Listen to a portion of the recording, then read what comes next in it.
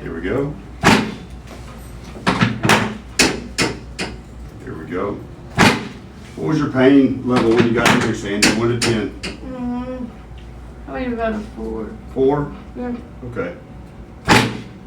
But when I get out of the pool, I don't have any pain or I'm in the pool. And then when I get out and start walking down the, because I got steps, then it's hurting by the time I get in the house. Well, why are you getting out of the pool? That's why I told Mitch, so I just lay in here all the time. Right?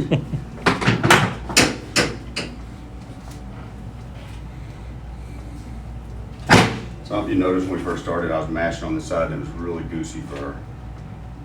That already feels quite a bit better, doesn't it? Yeah. That's Right there. It's still pain, but not like it was when Jess his first time. How about this? This feel good? Yeah. Okay.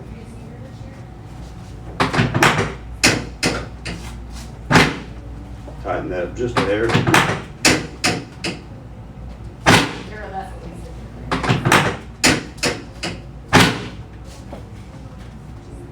It's better.